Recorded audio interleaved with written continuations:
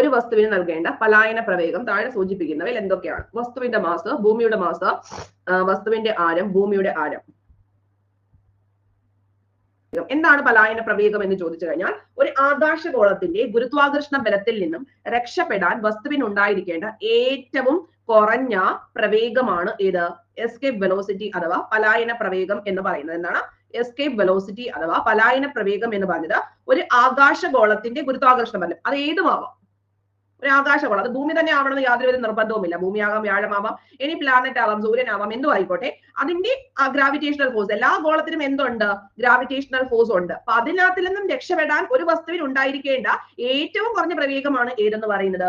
Escape velocity എന്ന് പറയുന്നത്. മനസ്സിലായോ? അപ്പൊ എസ്കേപ്പ് വെലോസിറ്റി എന്ന് പറയുന്ന സംഭവം എന്താണെന്ന് ചോദിച്ചു കഴിഞ്ഞാൽ, ഒരു ആകാശഗോളം, അപ്പൊ നമ്മൾ ഭൂമിയിൽ നിൽക്കുകയാണെങ്കിൽ ഭൂമിയുടെ ഗുരുത്വാകർഷണ ബലം, ചൊവ്വയിൽ നിൽക്കുകയാണെങ്കിൽ ചൊവ്വയുടെ ഗുരുത്വാകർഷണ ബലം, സൂര്യനിൽ നിൽക്കുകയാണെങ്കിൽ സൂര്യന്റെ ഗുരുത്വാകർഷണ ബലം. അപ്പൊ എവിടാണോ നമ്മൾ നിൽക്കുന്നത് അല്ലെങ്കിൽ ഒരു വസ്തു നിൽക്കുന്നത്, ആ ഒരു ഗോളത്തിൽ, ആ ഒരു ആകാശഗോളത്തിൽ ഉണ്ടായിരിക്കുന്ന ഗ്രാവിറ്റേഷണൽ ഫോഴ്സിൽ നിന്നും രക്ഷപ്പെടാൻ വേണ്ടിയിട്ടുള്ള ഏറ്റവും കുറഞ്ഞ പ്രവേഗത്തിന് പറയുന്ന പേരാണ് ഏതെന്ന് പറയുന്നത്?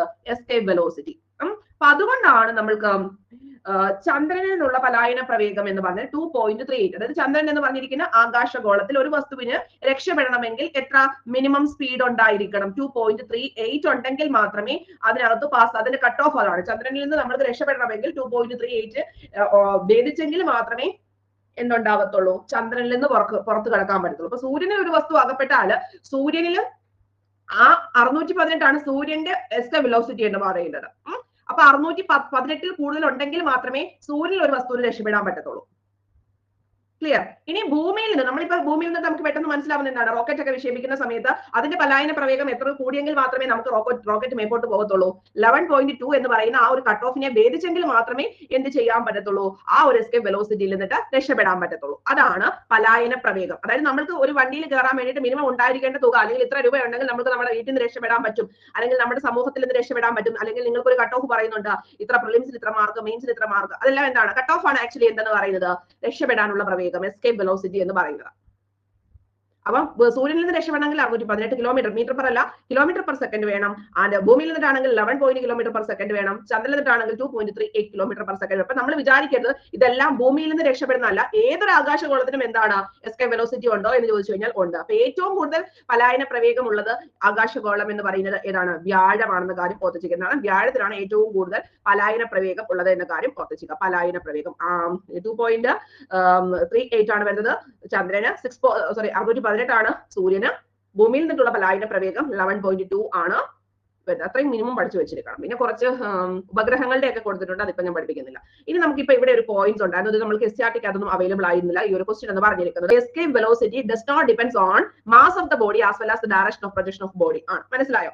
അതായത് നമ്മുടെ പലായന പ്രവേഗം എന്ന് പറയുന്നത് മാസ് ഓഫ് ദ ബോഡിയും അതുപോലെ തന്നെ ഡയറക്ഷൻ ഓഫ് പ്രൊജക്ഷൻ, അത് എങ്ങോട്ടാണ് പ്രൊജക്ട് ചെയ്യുന്നത് എന്നതിനെയും ഒരു തരത്തിലും എന്ത് ചെയ്യുന്നില്ല? ഡിപ്പെൻഡ് ചെയ്യുന്നില്ല എന്നാണ് പറയുന്നത്. മനസ്സിലാവുന്നുണ്ടോ പറയുന്ന കാര്യം?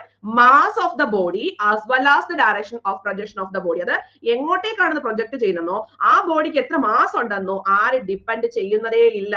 എസ്കേപ്പ് വെലോസിറ്റി ഡിപ്പെൻഡ് ചെയ്യുന്നതേ ഇല്ല. അതായത് ഒരു വസ്തുവിന്റെ അല്ലെങ്കിൽ ഒരു ഗോളത്തിൽ നിന്ന് ഒരു വസ്തുവിന് രക്ഷപ്പെടണം എന്നിട്ടുണ്ടെങ്കിൽ ആ വസ്തുവിന്റെ വെയിറ്റിന് ഡിപ്പെൻഡ് ഉണ്ടോ? ഓർ മാസിന് ഡിപ്പെൻഡ് ഉണ്ടോ? ഇല്ല. അതിന്റെ direction of projection of the ബോഡിക്ക് ഡിപ്പെൻഡ്, അത് എങ്ങോട്ടേക്കാണ് സഞ്ചരിക്കുന്നത് എന്ന് ഇതുണ്ടോ? ഇല്ല. മനസ്സിലായോ? ബോഡിക്കും മാസ് ഓഫ് ദ ബോഡിയെയും ഡിപ്പെൻഡ് ചെയ്യുന്നില്ല. എങ്ങോട്ടേക്കാണ് ഇത് പ്രൊജക്ട് ചെയ്യുന്നത് എന്നുള്ള കാര്യം എന്ത് ചെയ്യുന്നതേ ഇല്ല?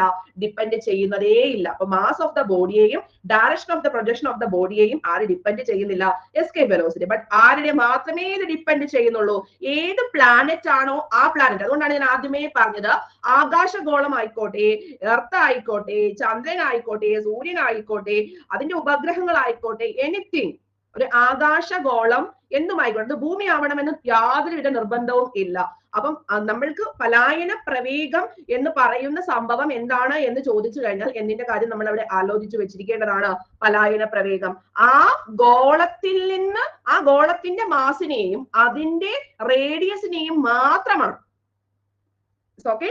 അതായത് നമ്മൾക്ക് വ്യാഴത്തിന്റെ കാര്യമാണ് പരീക്ഷയ്ക്കകത്ത് ക്വസ്റ്റ്യൻ ചോദിക്കുന്നതെങ്കിൽ വ്യാഴത്തിന്റെ മാസിനെയും വ്യാഴത്തിന്റെ റേഡിയസിനെയും ആണ് ഡിപ്പെൻഡ് ചെയ്യുന്നത്. മനസ്സിലായോ? ക്വസ്റ്റ്യന്റെ പ്ലാൻ മാറ്റിയിട്ട് അതിന് വ്യാഴം എന്നാക്കാം, ചന്ദ്രൻ എന്നാക്കാം, സൂര്യൻ എന്നാക്കാം, ആകാശഗോളം എന്നാക്കാം. അപ്പൊ ആകാശഗോളം എന്ന് പറയുമ്പോൾ ഭൂമിയുടെ മാസം തരും, ആകാശഗോളത്തിന്റെ മാസം തരും. ആൻസർ എന്തായിരിക്കണം പ്രോപ്പർ? ആകാശഗോളത്തിന്റെ മാസം എന്ന് വേണം പ്രോപ്പർ ആയിട്ട് വരാൻ വേണ്ടിയിട്ട്. പറഞ്ഞത് മനസ്സിലായി എന്ന് വിചാരിക്കുന്നു. ക്ലിയർ? അപ്പം ഇവിടെ എന്തിനെയാണ് ആ ഒരു മാസിന് ആരുടെയൊക്കെയാണ് ഏത് പ്ലാനറ്റ് ആണോ ആ പ്ലാനറ്റിന്റെ മാസിനെയും റേഡിയസിനെയുമാണ് ഡിപ്പെൻഡ് ചെയ്യുന്നത്. ഭൂമി എന്ന് എടുത്ത് ചോദിക്കുമ്പോഴാണ് ഭൂമിയുടെ കാര്യം നമുക്ക് അവിടെ പറയേണ്ടി വരുന്നത്. ബട്ട് എന്ത് ഡിപ്പെൻഡ് ചെയ്യുന്നില്ല, ഒരു വസ്തുവിന്റെ മാസിനെയും അതെങ്ങോട്ടേക്കാണ് പ്രൊജക്ട് ചെയ്യുന്നതും എന്നതിനെ ഒരു കാരണവശാലും ഡിപ്പെൻഡ് ചെയ്യുന്നില്ല. അത് ഏത് ഗോളത്തിൽ നിന്നിട്ടാണോ രക്ഷപ്പെടാൻ നോക്കുന്നത് ആ ഗോളത്തിന്റെ റേഡിയസും ആ ഗോളത്തിന്റെ മാസുമാണ് നോക്കുന്നത്. ഭൂമിയിൽ നിന്ന് ഒരു വസ്തുവിന് നൽകേണ്ട പ്രവേഗം താഴെ സൂചിപ്പിക്കുന്നവയിൽ എന്തിനെയൊക്കെ സൂചിപ്പിക്കുന്നു എന്ന് ചോദിച്ചു കഴിഞ്ഞാൽ എന്തിനെയൊക്കെ സൂചിപ്പിക്കുന്നു എന്ന കാര്യം പറയണം.